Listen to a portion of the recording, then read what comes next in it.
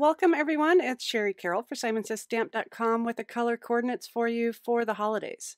I thought I would step outside my box a little bit and use some embossing powders in the mix.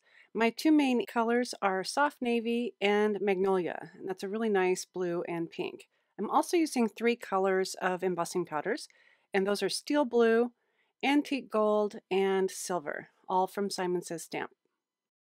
I'll be using a panel of soft navy cardstock along with the Simon Says Stamp outline snowflake background stamp, and I'll be embossing this with the steel navy embossing powder. First I'm going to use my anesthetic bag, then I'll be using the Simon Says Stamp clear ink to ink this up really well, and then I can stamp right onto my panel using my stamp platform. The steel blue embossing powder has a little bit of pearlescent to it, and it is just a really gorgeous color to use on top of that soft navy cardstock. I have some paper sitting underneath, so I can just sprinkle this right onto my panel and then allow that to drop right down onto that paper. That way I have a really good catch piece to put it back into the jar. Once I have everything cleaned up, I like to heat up my heat tool a little bit before I go to emboss on the paper. And then I can heat set the embossing powder, and you can see up close that nice pearlescent and shiny look. I'll be using a few snowflakes from our latest Fun and Festive release, and these are gorgeous snowflakes, along with a tag set. And the tag set, it cuts a snowflake right out from the tag. So you can cut one, and also the second one cuts a separate snowflake. So I'll be using this third piece, which is the snowflake from the right tag.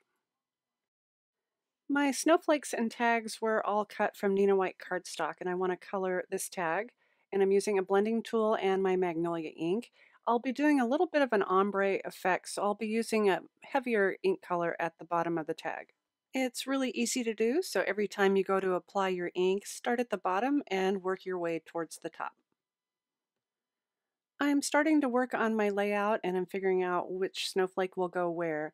And this first one, I will be pouncing on some Simon Says Stamp clear ink with a clean blending tool pad. So just tap into the ink and then pounce onto your snowflake. When I have that really well covered, I'll sprinkle this really well with the silver embossing powder. And then I can heat set this with my heat tool. And if you need to, use some tweezers to hold the edges. When I'm done, it's a really beautiful shiny silver snowflake. I'll be doing the same thing with the gold embossing powder on one of the other snowflakes, and finally the steel navy embossing powder on the last one to complete my color coordinates. To glue these down, I am using the Simon Says Stamp Craft Tacky Glue, and I am just adding some dots of glue to some of the main areas of the snowflake. You'll want to use a wet glue like this tacky glue to glue onto this surface because you have that melted embossing powder on the background and also paper. This will give you a really good hold since it is the base of the card. And now that my snowflakes are mounted, I'll be adding my tag, which I've added a little bit of twine to the hole and some foam tape to the back side, and I'll be mounting this just on top of those snowflakes. My last snowflake will sit on top of the tag, so I have a really nice layering combination going on, and I've added some of my Simon Says Stamp tacky glue to the snowflake, and I'll place it right on top. I've tied a little bow with the twine, and I'll just be adding a drop of my glue just to the top of the other twine, and I will just hold this in place until it dries.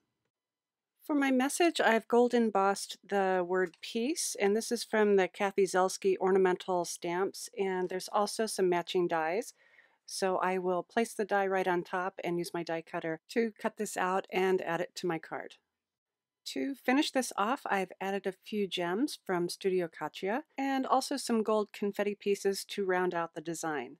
I really had fun with this, adding in my embossing powders to create a out-of-the-box color combination for the holidays. Be sure to check out the links below to our blog post where I have links for the downloadable PDFs where you can create your own swatch book using the color coordinates. And as always, thanks so much for watching.